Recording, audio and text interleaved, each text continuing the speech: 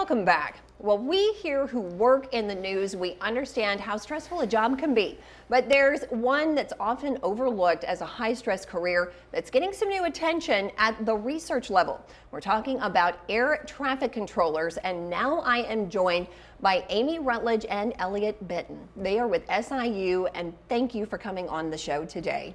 Thank you. What a high-stress job, you two. Oh my goodness. Let's just start. You guys are doing some research with the mental health of traffic controllers. Tell us what that project is about. I think we have an idea. Please give us the details. Yeah. So a couple of years ago, the FAA started to adjust what mental health medications were allowed for people to take. Really? As far as pilots, it also applied to air traffic controllers, but everyone kept celebrating how great it was for pilots. Amy and I are air traffic controllers, and we thought it'd be great to do research to just see where we're at as air traffic controllers. Everything focuses on pilots. We thought, how about some research that focused more on air traffic control to see the status of mental health in air traffic control. Okay. Now, when you say that, do you mean that the pilots were allowed to take this medication or not allowed, or how did that work? So there's a lot of factors that play into that. I'm sure. Okay. There are things. There's a medical clearance that they have to have. Pilots and controllers have Which to have. Which makes sense. Yes. Yes. And so if they start to take a med, then if it's an allowable medication, they have to show consistency for 6 months. Okay. And then they can apply to get their medical clearance back. But while they're on the medication, that 6 months and then up to a year after, they may not be able to work.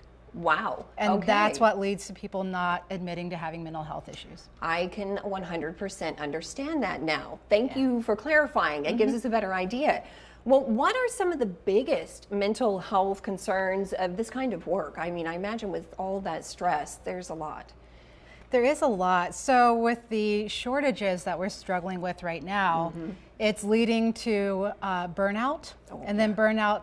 We have got a lot of research out there that shows that burnout leads to mental health issues. And so our current research is showing that 20% of air traffic controllers are reporting severe, moderate to severe anxiety, and 10% are reporting severe depression, both of which are extremely concerning.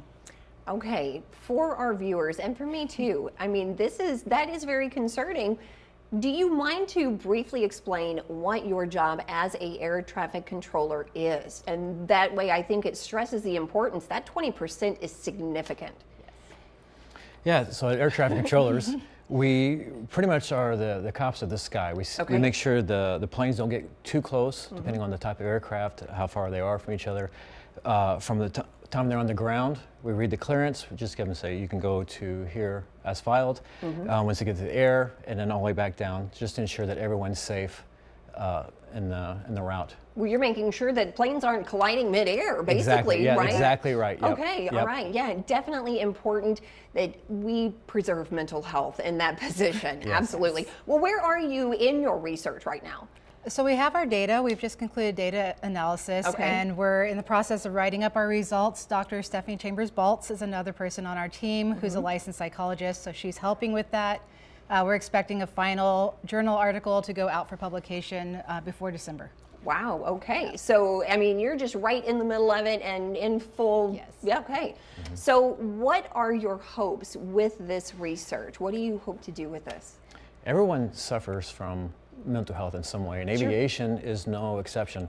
Pilots and controllers, high stress, high stakes with the public in their hands. Absolutely. So to be able just to shed light on the status where air traffic controllers are and just see where we need to go here, maybe open conversation to say, this is where we're at with mental health and maybe move from here. Draw attention to an important subject that it sounds like it may have been overlooked in the past. It's a hard group to study. They don't like to share what's going on. So we had to do it through an anonymous survey, and that's how we got the data. Well, speaking of that research, and for anybody who might like to learn more, where can we send them? You can send them to SIU's website, School of Aviation. There's information out there. We have a journal article published, conference proceedings in the Collegiate Aviation Review International Journal right now. With Wow. our preliminary data is published. Okay, and then the bigger in December, correct? And the bigger in December. Okay, well, wow. I feel like I've learned so much more about this and about the issue that is a real thing. I'm glad that you're bringing attention to it. And thank you both for coming on the show today. Thank you. Thanks for having us. Of course, our pleasure. All right.